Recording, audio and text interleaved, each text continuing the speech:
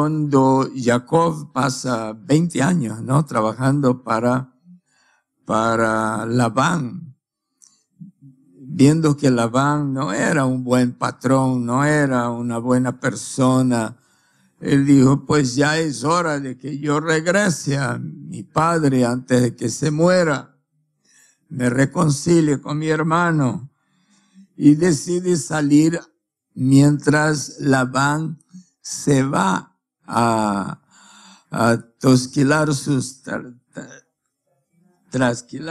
ovejas. Entonces él arregla todo y prepara los camellos y todo, y vámonos. Y Rachel se lleva los terafines, los ídolos. La palabra es plural. Terafim es plural. Y si fuéramos transliterar la palabra, tendríamos que decir terafines. Entonces da una impresión así que era más de uno.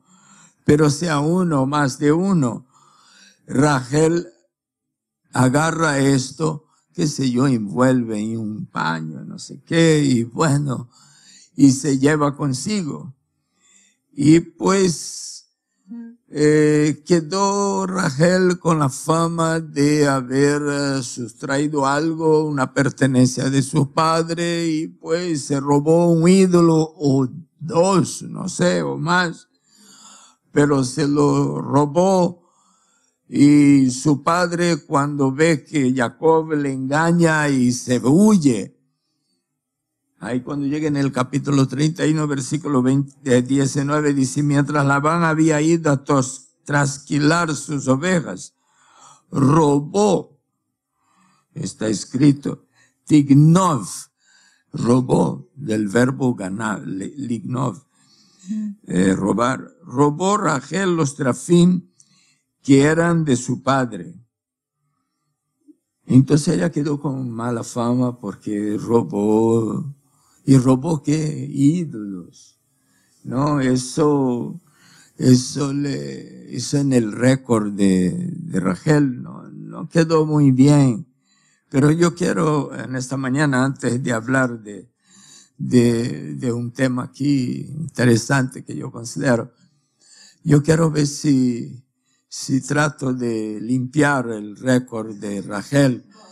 Voy a intentar hacerlo para que ustedes no salgan de aquí pensando que nuestra matriarca pues era una ladrona común cualquiera. No, si juzgamos apresuradamente a Rachel, vamos a terminar concluyendo que la chica por la que nuestro padre Jacob pagó 14 años de trabajos duros, no era ni más ni menos que una idólatra. No exactamente. No podemos calificarla como idólatra porque el versículo dice que eran de su padre, no eran de ella. Entonces, por ahí ustedes ya vamos limpiando un poquito la situación de Rachel. Ella robó los ídolos de su padre, Labán. Pero no lo hizo porque quería estos ídolos. No. Entonces ella no era una ladrona, embustera, cualquiera, idólatra, no. Entonces, ¿quién daría, si así fuera, un precio tan alto por una idólatra, ladrona, mentirosa y qué sé yo, tramposa? Iba a costar 14 años de trabajo, ¿no? Sabemos que para nosotros él trabajó 7 años para Lea y otros 7 años para Rachel, pero para él le dio 14 años por Rachel, ¿no? 14 años de trabajo. ¿Quién podría aquí trabajar? ¿Quién gustaría trabajar 14 años por algo? ¿No? No voy ni a hablar por la esposa que tiene para no traer más problemas, ¿no? No. Imagínense, usted se va a casar, aquí hablo para los cabellos, se va a casar, entonces Llega el padre a la chica, va a pedir la mano, dice, 14 años de trabajo. Ay, no, así no. La mira y dice, no, 14 no, le doy 1 año, 6 meses. Pero Jacob tuvo la iniciativa. Cuando se le preguntó, ¿cuál es tu salario? ¿Cuánto me vas? ¿Cuánto cuesta la hora tuya para trabajar para mí? Él dijo, no hablemos de hora. Yo trabajo 7 años por esa chica. Y Labán, embustero, dijo, ok, trabaja. A los 7 años le entrega Lea. No sé si ustedes ya tuvieron la oportunidad de ver las fotos de las novias en aquellos tiempos. No eran como las novias se visten hoy día. Venía todo cubierto, todo. De ahí para acá, nuestro pueblo dice, antes de celebrar una boda, el novio tiene que ir allá, levantar el velo para veces ella mismo. Para no pasar lo que le pasó con nuestro padre, ¿no? Que le quería vender gato por lebre. ¿No? Entonces hay esa costumbre. Pero en aquel tiempo venía todo tapado y el pobre Jacob, pues feliz de la vida, sí, está dispuesto, sí. Ya. Ajá. Y no sé si ustedes saben, hay una tradición que usted no es obligado a tomarla porque no, nosotros tenemos otros sabios a los que debemos nuestro aprendizaje y nuestro discipulado, que nos han enseñado que no nos embriaguemos con vino, sino que procuremos ser llenos del Ruach HaKodesh. Entonces nosotros nos debemos también a estos sabios, ¿no? Si sabe de quiénes estamos hablando, los apóstoles, ¿no? Nuestros hermanos judíos, ortodoxos, regulares, conservativos, ellos tienen sus sabios. Y de veras eran sabios y nosotros los citamos, pero nosotros tenemos además de aquellos otros más fresquitos, ¿no? Más y mesiánicos, ¿no? Que creían en Yeshua y ellos no estaban en contra de que se tomara vino, pero estaban en contra de que se emborrachara. Pero la tradición dentro del judaísmo no mesiánico es hacer que el novio tome.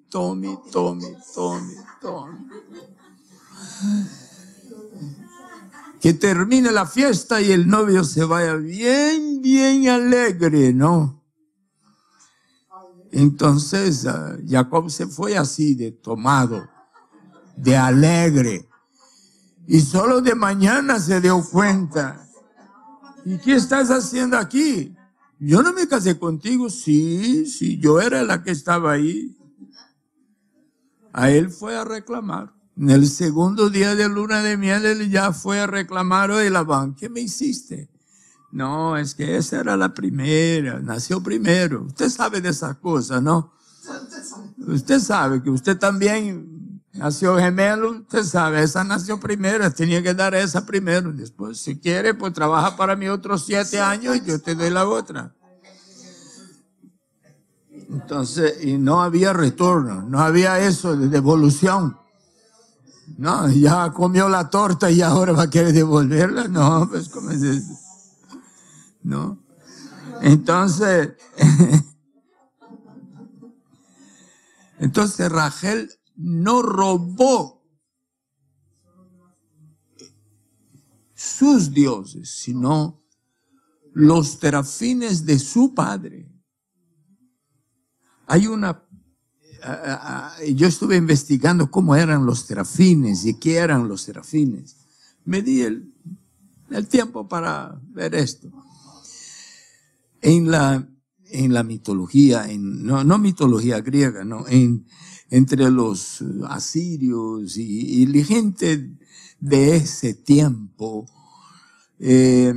los terafines eran hijos recién nacidos primogénitos, no del pueblo de Israel, de los paganos, que eran ofrecidos a los dioses con un propósito de recibir una bendición de estos dioses. Las bendiciones podrían ser desde la labranza, desde la salud, tener muchos hijos, la bendición por esas. Y eran desecados, como los indígenas de Amazonia suelen hacer, y eran aprovechados solo la cabeza. Entonces era una cosa horrible que el género que menos quisiera ver esta cosa es una mujer que es la que da a luz. Era una cosa abominable, ¿no?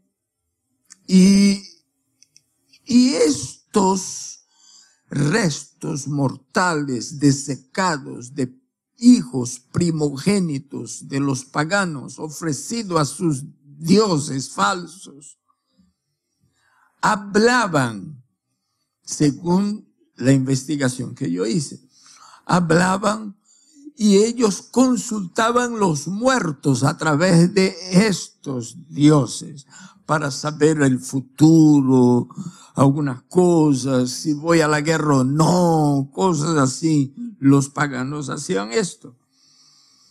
Hasta que descubrí un versículo en Zacarías, capítulo 10, versículo 2, que dice así: porque los terafines hablan vanidad, iniquidad, y los adivinos ven visiones mentirosas y cuentan sueños falsos, en vano dan consuelo. O sea, Hashem está usando al profeta Zacarías para exhortar al pueblo de Israel y echarles en cara a los dioses de las naciones, ¿no? Antes de que el pueblo de Israel se viera inmiscuido en divinidades tan terribles, ¿no? Ellos consultan a los muertos y los terafines de ellos hablan vanidad.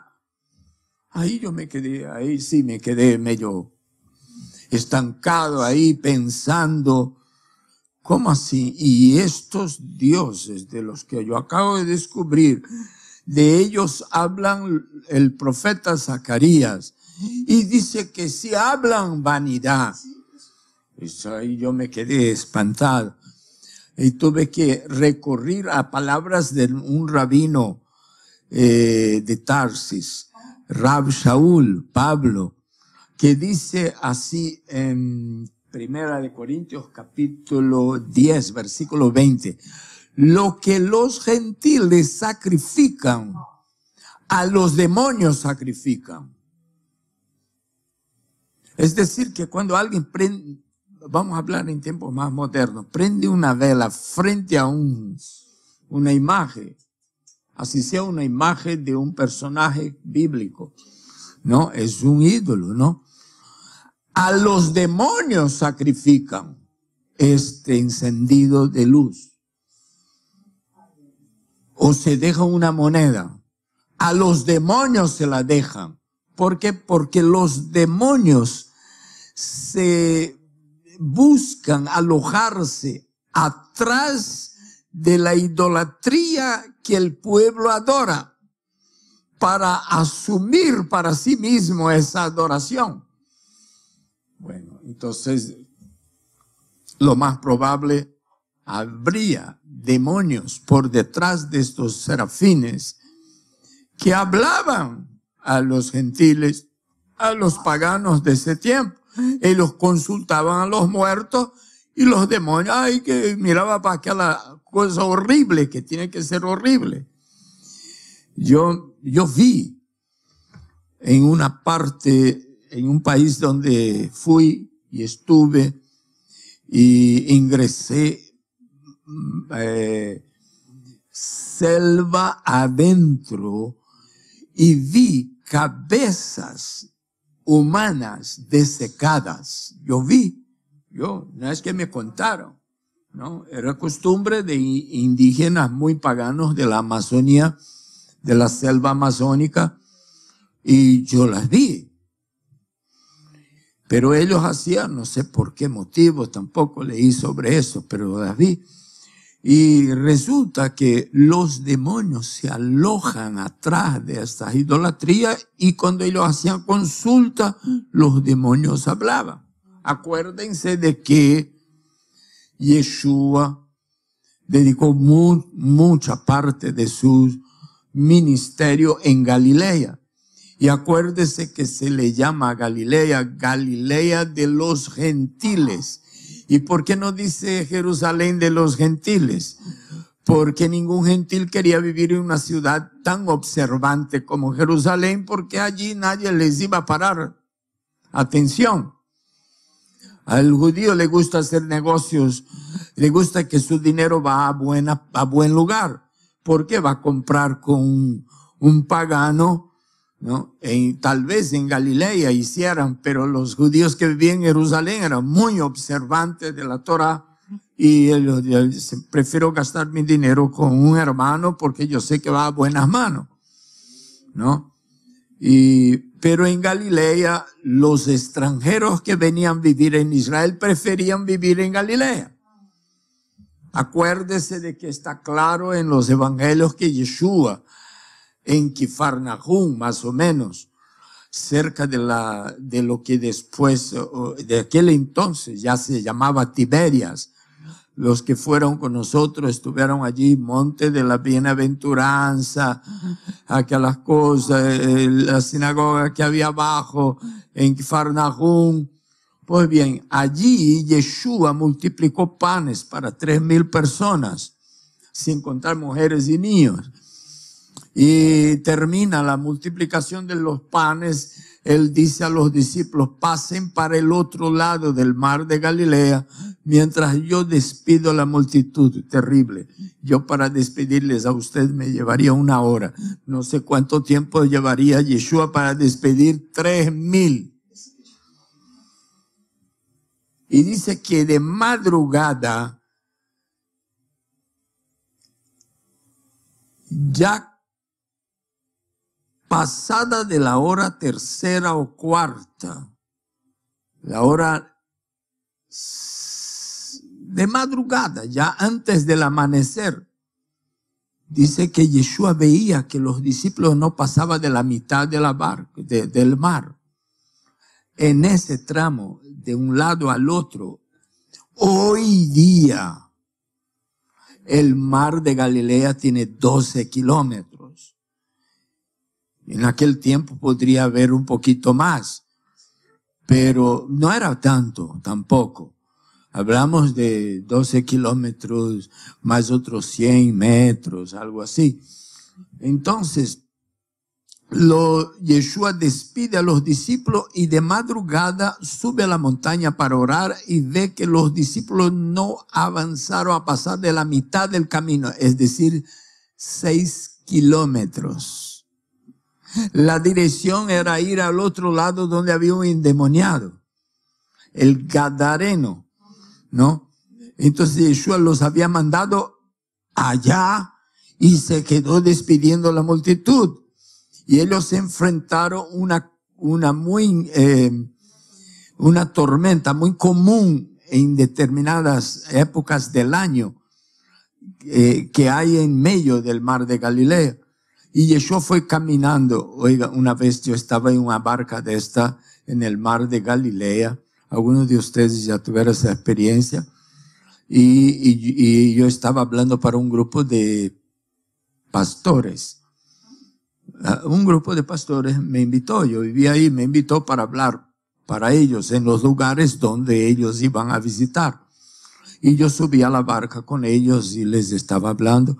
Y fui a hablar de ese tema y me acuerdo ahora.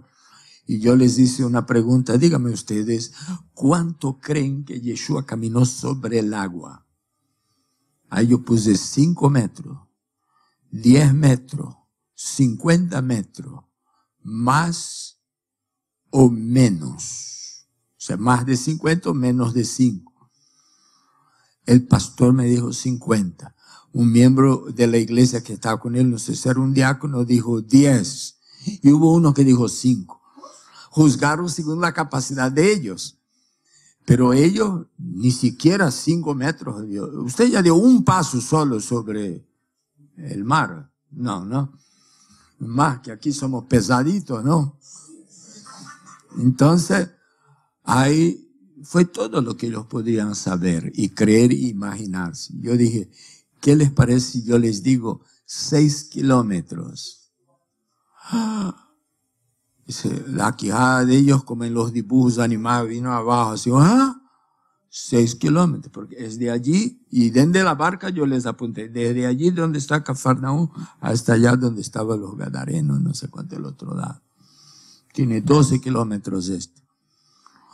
¿Y cómo sabe usted? Porque el versículo dice que él estaba en la mitad cuando Yeshua los encontró. Bueno, entonces del otro lado había un endemoniado, y cuando Yeshua hasta conversó con los demonios que estaban en el hombre, ¿no? Y dijo, ¿cómo te llama? Y el otro, vea que el endemoniado, Legión nos llamamos, somos muchos, parece que son 6,000, una legión de soldados son como 6,000 parece, pero son miles. Y hasta se pusieron de acuerdo allí. ¿A dónde me va a mandar? No me manda para acá ni me mande para allá, mande para los puercos. O sea, yo creo que allá hasta dejaron de comer puerco por un tiempo, porque temían que los puercos, la carne de puerco venía endemoniada. Yo considero que hasta hoy anda media endemoniada todavía. Y yo cuando veo gente que come puerco, yo los veo la cara de ellos media, yo hasta, cuidadito como habla con esa gente porque se tragó un demonio por ahí. Entonces, volvemos a Rachel. Resulta que Rachel se roba ese ídolo asqueroso, inmundo.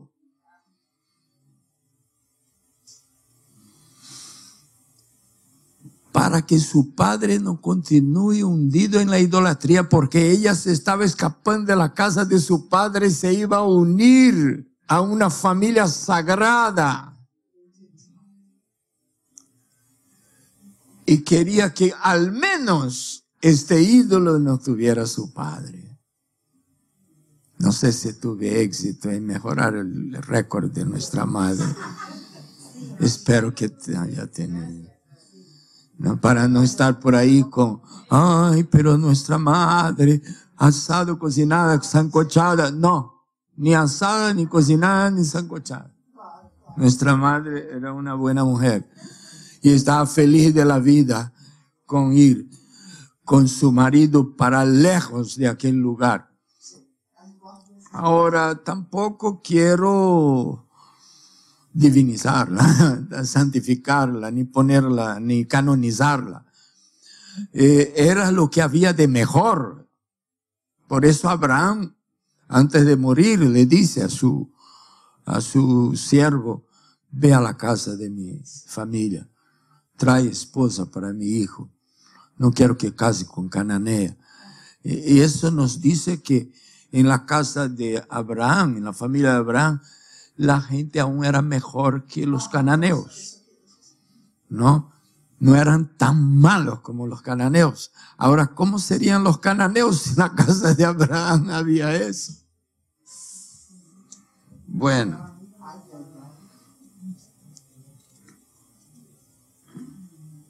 Así que cuando aparece, se monta en un camello de esos modelo 2022, Mercedes-Benz, Labán, y corre y alcanza a Jacob.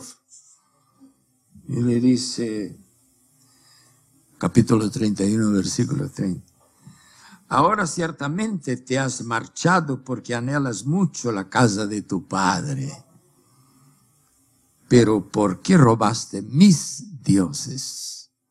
Él no tenía mucho que reclamar, lo único que tenía que reclamar era sus dioses.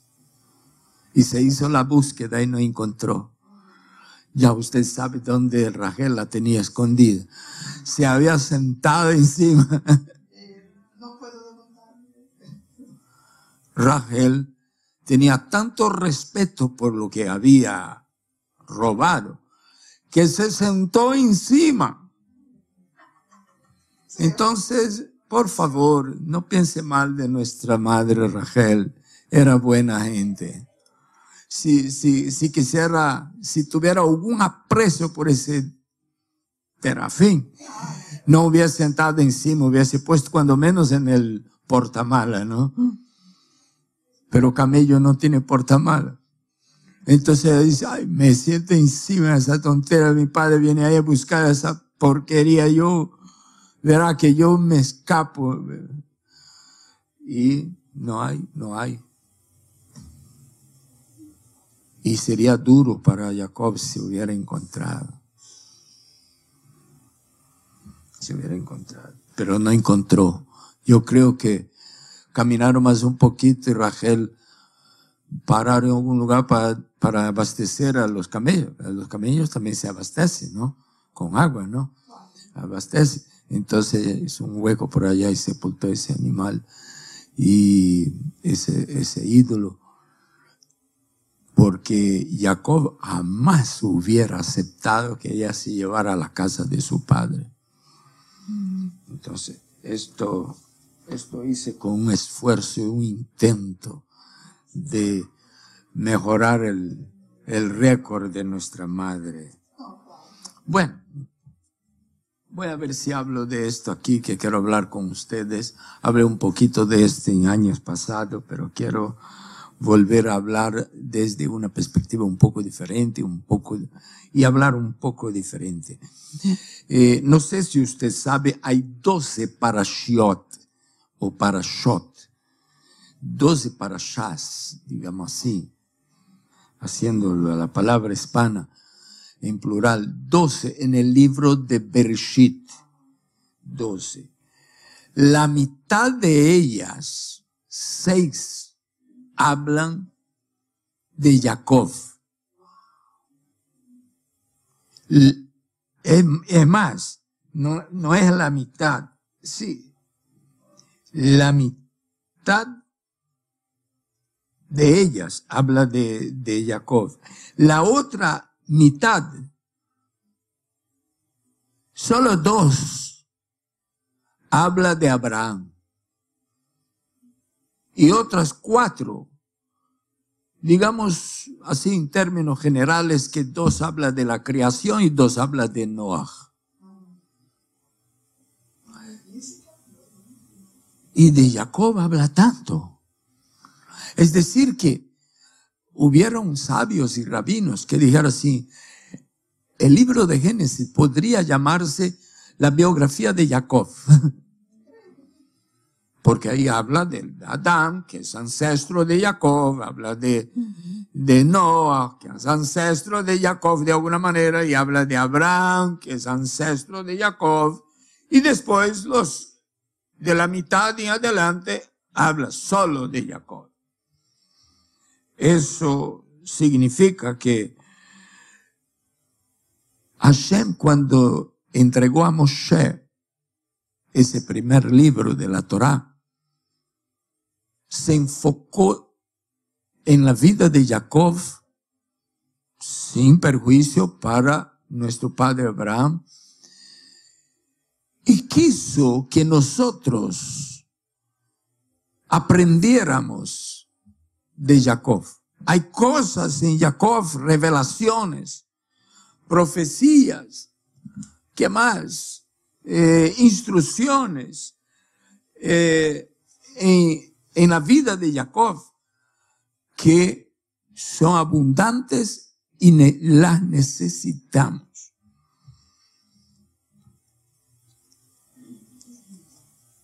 Nosotros sabemos que en la historia y biografía de Jacob se habla de una mujer con Jacob y Esaú dentro de su vientre. ¿Están conmigo? Es decir que una mujer llevaba dentro de sí 2 naturalezas, la de un santo y la de un perverso. La de un hombre espiritual y de un hombre carnal. y mundano. La de uno que apreciaría las cosas, los valores, y de otro que menospreciaría todos los valores, incluyendo la primogenitura. Y ella rogó, demandó, como hablamos aquí, lidrosh, que es demandar, exigir. Fue así como la madre de Jacob, Esav, fue a Hashem a orar. ¿Y cómo es esto? ¿Cómo puede una cosa de esa? ¿Cómo voy a vivir así? Si desde dentro del vientre ya hay ese problema, ¿para qué vivo yo? Y Hashem, que podría haber dicho, hable conmigo bien, así no se habla. Porque nosotros somos así, ¿no? A mí me habla con respeto. Y Hashem, si fuera hombre que estuviera hablando con Hashem así, ya hubiese llevado un cachiripapo. Pero como era una mujer, y todos saben que Hashem tiene preferencia por las mujeres, ¿no? Y trata a las mujeres con trato especial, ¿no? Entonces Hashem dice, tranquila, tranquila, sin violencia. Déjate, voy a explicar lo que hay. Es que 2 naciones hay en tu vientre. Y le da los detalles y no le regaña para nada. Entonces ya había 2 naturalezas diferentes. Y si ella llevaba 2 naturalezas, esto explica por qué nosotros a veces somos tan buenitos y a veces somos tan terribles.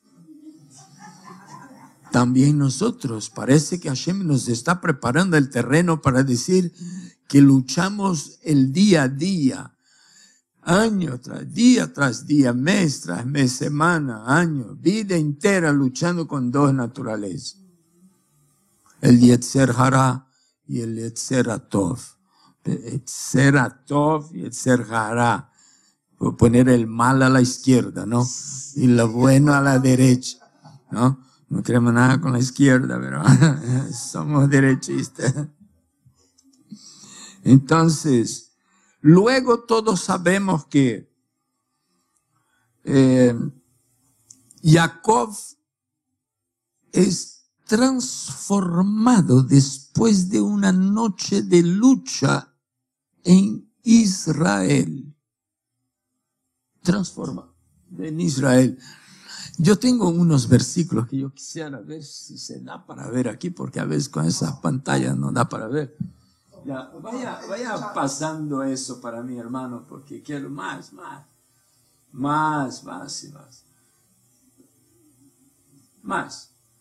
Aquí. Vean, aquí es un versículo de Isaías 40, versículo 4. En el que nos dice, sin todo valle sea elevado y bajado todo monte y collado. El terreno escabroso, Akov.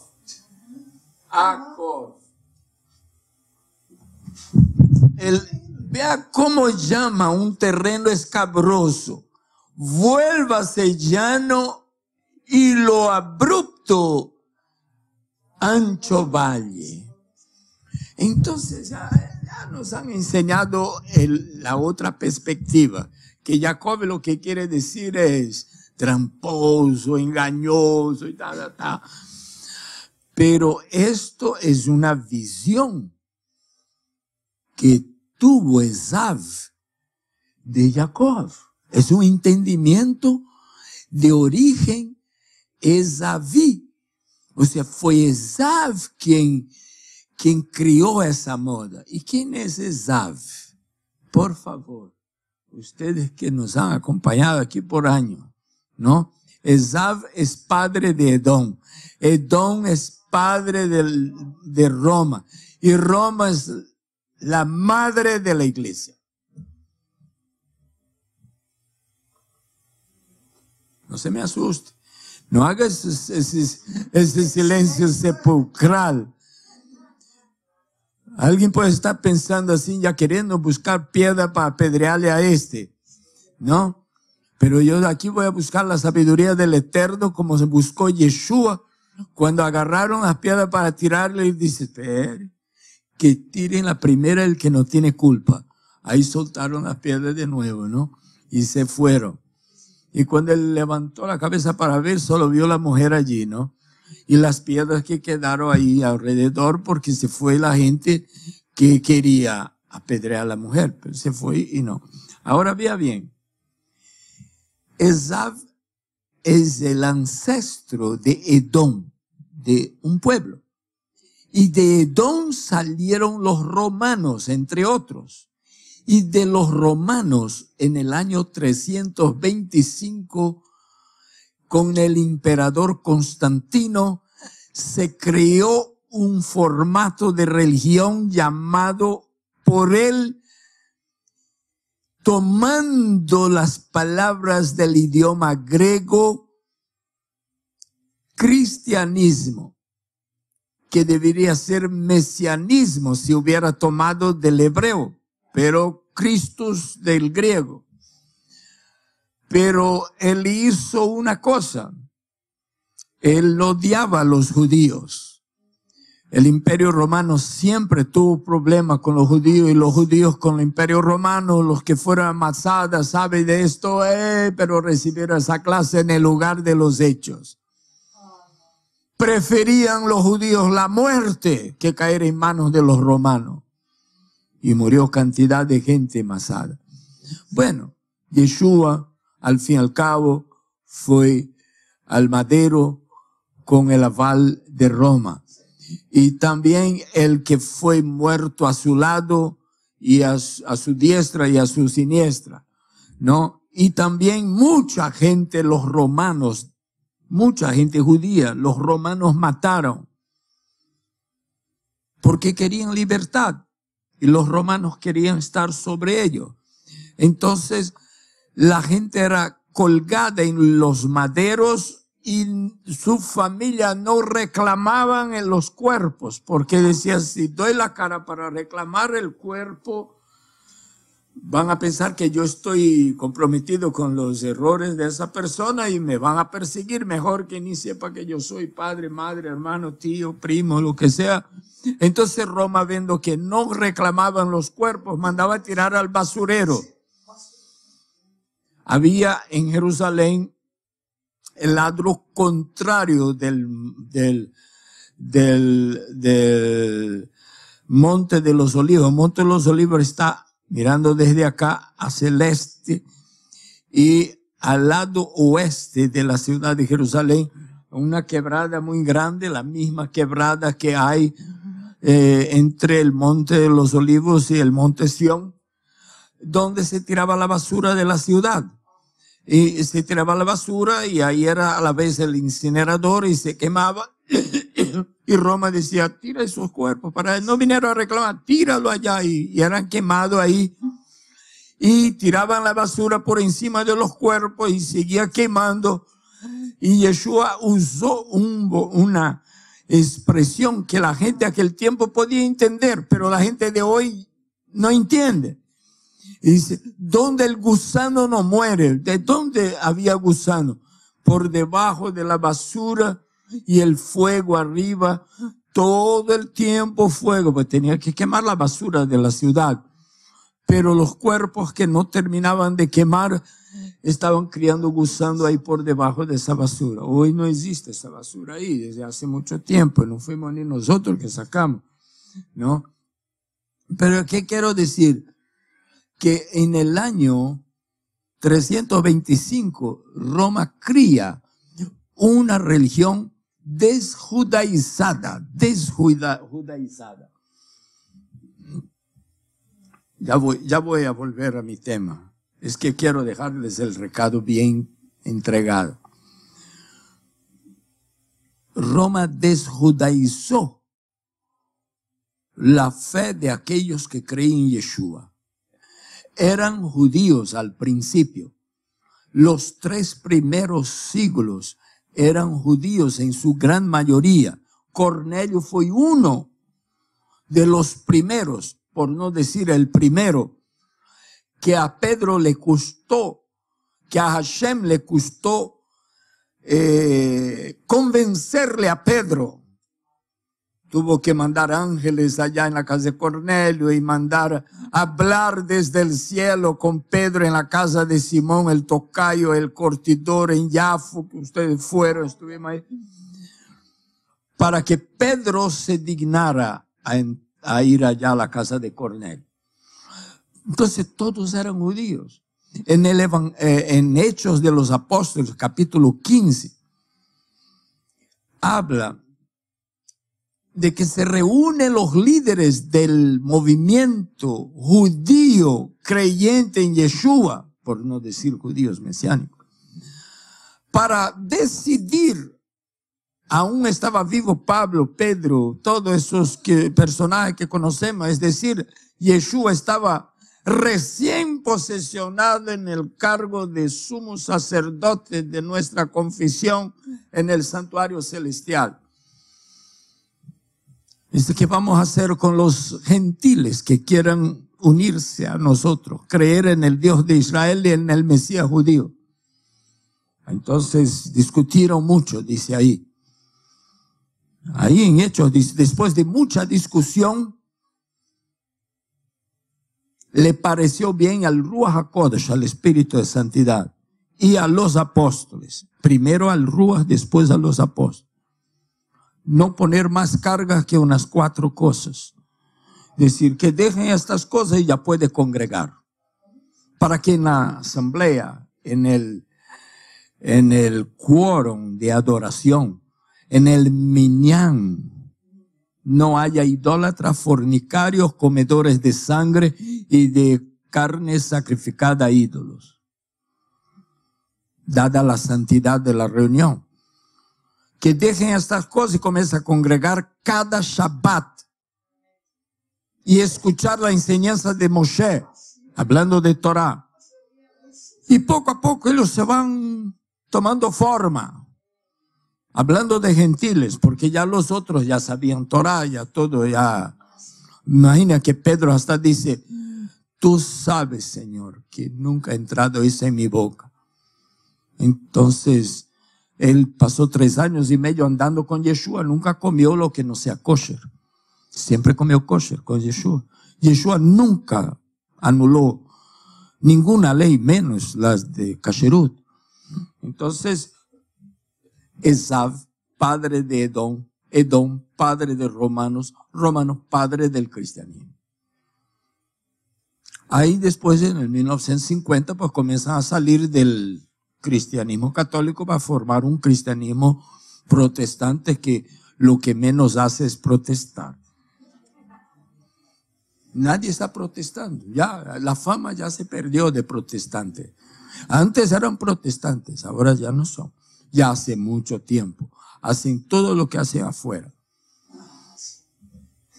Inclusive los shows de rock, no sé cuánto, aquellas luces, aquel humo, todo. También lo hace en sus cultos a Hashem. En Yom Kippur nosotros nos arrodillamos y metemos la cara en el piso, arrepintiéndonos de nuestros pecados. ¿Sabe lo que enseñaron los rabinos? No ponga la cara en el piso. Está prohibido en la Torah. Ponga un trapito, un pañito blanco y ponga la cara en el paño. ¿Por qué? Para no ser igual a los gentiles que ponen su cara en las piedras del piso. Eso está escrito en la Torah. O sea que hay un celo en el judaísmo de marcar la diferencia, pero no en el cristianismo. Salvo excepciones, porque si hay excepciones, hay mucha gente santa, ¿no? Nosotros hemos aprendido que Jacob es sinónimo de embustero, engañador, tramposo, porque fue la idea de Esav. Apaga el animal. Hazlo, oblígalo a guardar Shabbat. Entonces, esta es la idea de Esav. Mas bíblicamente hablando, no se va a la casa Y no asuma que sabe, hable correctamente. Habla mellas. Porque cuando Hashem reclama del pueblo de Israel que hay que haber un cambio, ustedes no pueden ser lo mismo. El terreno es escabroso. Ve aquí, Jacob. El terreno es escabroso y lo abrupto debe convertirse en llano y en ancho valle. Vuelve una antes, hermano. Ese hueco aquí es lo escabroso y lo abrupto. Y se llama Jacob.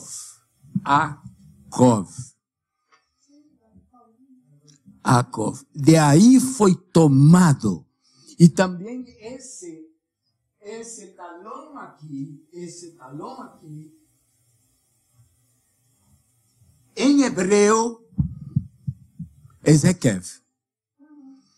Y de ahí, de estas palabras que tienen la misma raíz, Ain, Kuf y Bet, fue tomado el nombre para nuestro padre Jacob. Pero vea bien,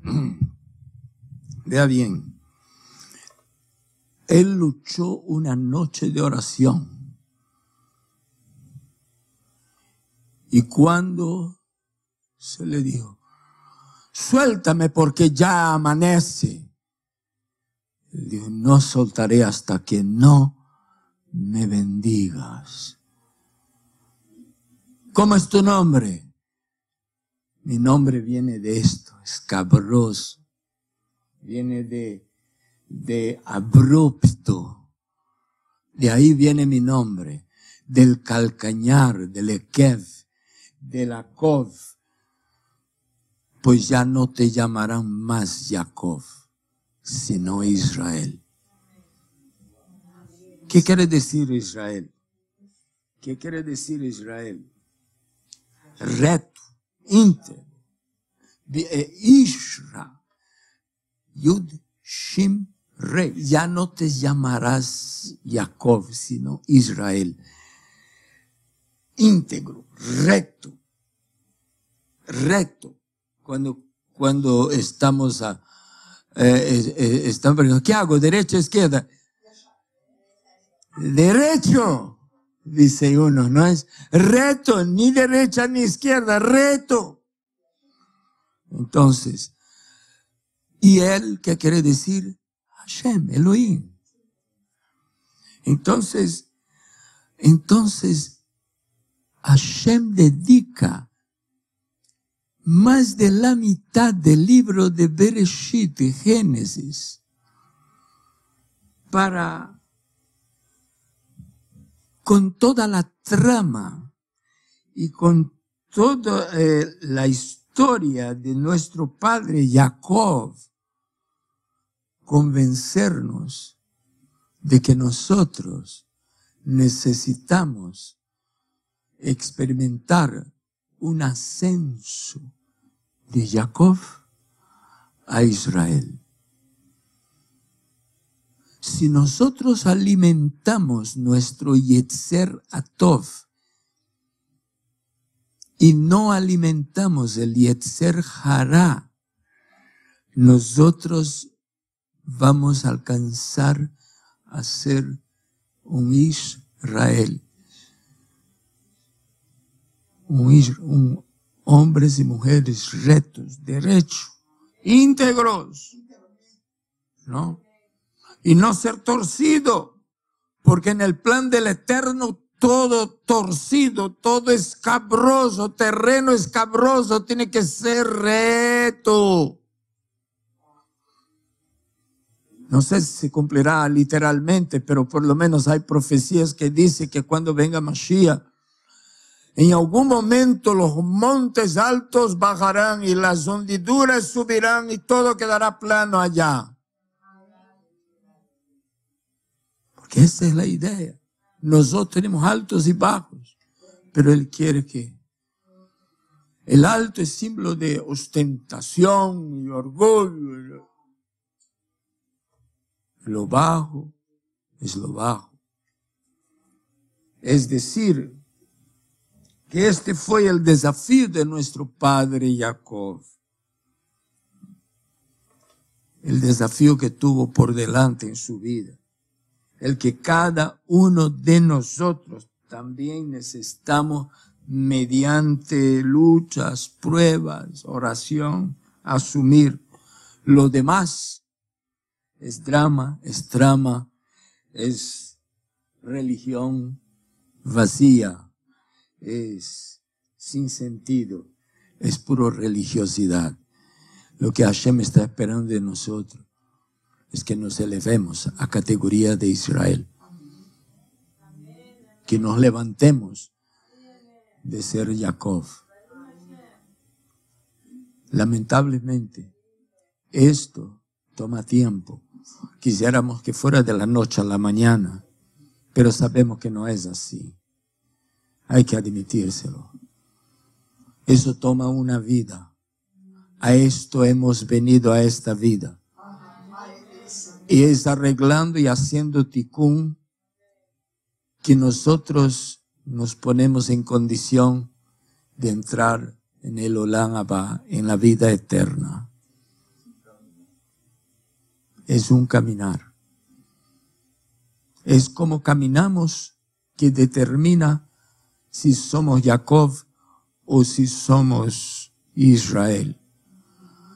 Si el terreno de nuestra vida y de nuestro caminar es escabroso, necesita ser allanado, aplanado.